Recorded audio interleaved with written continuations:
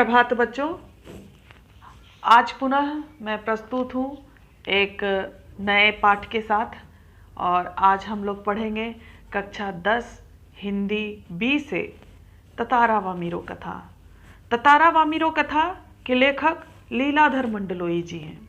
लीलाधर मंडलोई जी का जन्म 1954 ईस्वी में छिंदवाड़ा जिले के एक छोटे से गांव में हुआ था।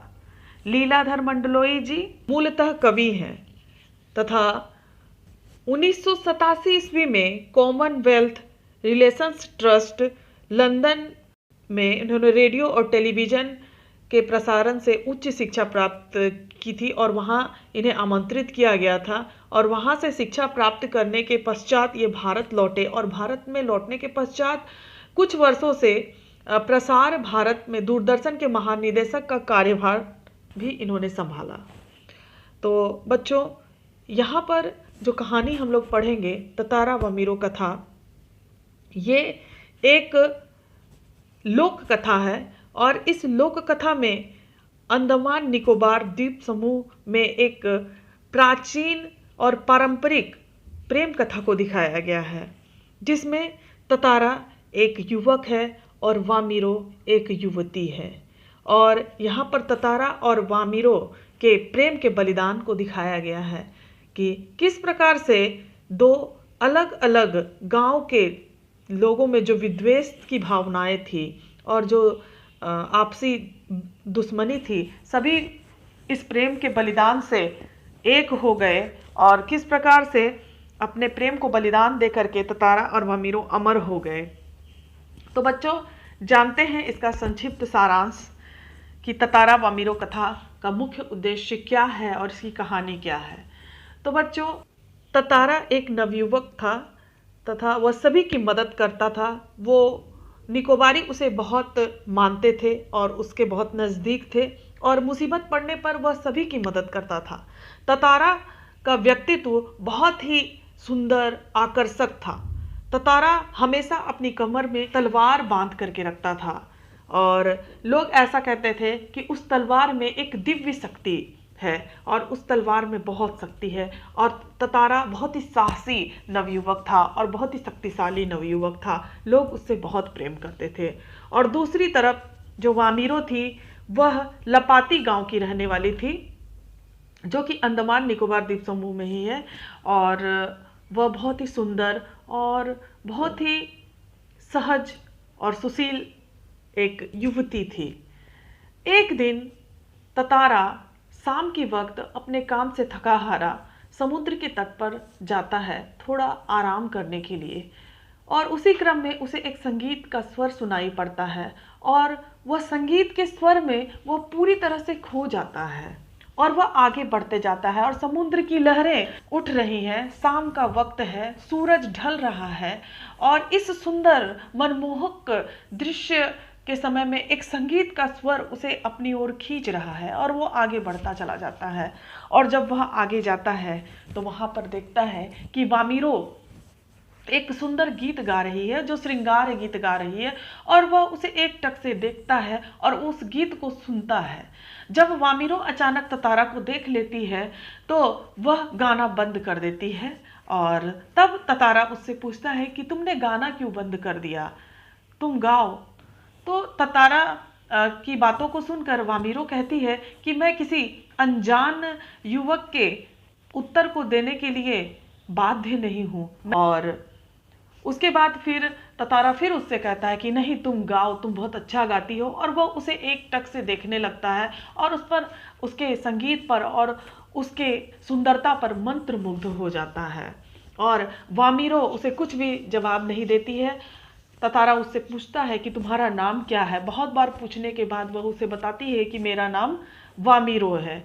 और उसके पश्चात वो वहाँ से जाने लगती है। तब ततारा उसे कहता है कि तुम पुनः कल मुझसे भेंट करने के लिए यहाँ आना। परंतु वामीरो उसे कुछ भी जवाब नहीं देती है और वहाँ से चली जाती है। ततारा और वामीरो जब अपने अपने गांव वापस चले जाते हैं तब दोनों एक दूसरे को याद करते हैं। वामीरो भी ततारा को याद करती है और उसे वैसा ही युवक और जीवन साथी चाहिए जैसा वो खोज रही थी। और ततारा भी उस संगीत के स्वर में खोया हुआ था और वामिरो का चेहरा बार बार उसकी आंखों के सामने आ जाता था। उसके पश्चात पुनः दोनों फिर मिलते हैं और बस एक दूसरे को एकटक देखते ही रहते हैं और हमेशा ये सिलसिला जारी रहता है और वो दोनों छुप छुप कर मिलते हैं, क्योंकि अंडमान निकोबार की एक ये परंपरा थी कि एक गांव से दूसरे गांव में कोई भी विवाह नहीं हो सकता था और इसे कभी भी समाज स्वीकार नहीं कर सकता था। परंतु ततारा और वामिरो आपस में प्रेम करने लगे थे और वो दोनों आपस में मिलते रहे। धीरे धीरे ये बात गांव वालों को पता चली और ये बात पूरी तरह से फैल गई। फिर एक दिन पासा गांव में पशु पर्व का आयोजन हुआ था। वहाँ पर ततारा जाता है, उसके बाद फिर वामिरो भी वहाँ पर पहुँचती है, बहुत सारे गांव वाले भी वहाँ पर पहुँचते हैं। ततारा और वामिरो के प्रेम को गांव वाले स्वीकार नहीं कर पाते हैं और इसका घोर विरोध करते हैं। ततारों को बहुत भला बुरा कहते हैं और वामिरो का भी बहुत अपमान करते हैं।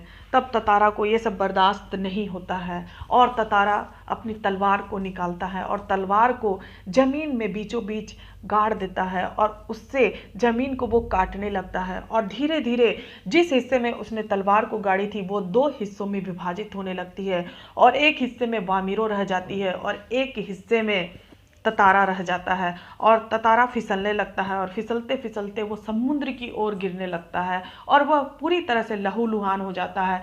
और दूसरी तरफ एक छोर में वामिरो रहती है और वामिरो ततारा ततारा चिल्लाती है और उसके आंखों से आंसुओं की धारा बहने लगती है।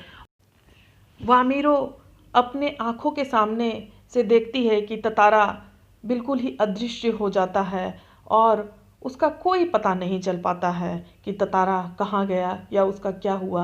वो फिसलते फिसलते समुद्र में कहीं डूबता चला जाता है और वामिरो ततारा ततारा करते हुए मानसिक रोगी की तरह वो पागल हो जाती है, वो भटकते रहती है। फिर अंत में वामिरो का भी क्या होता है इसे भी गांव वाले नहीं जान पाते हैं।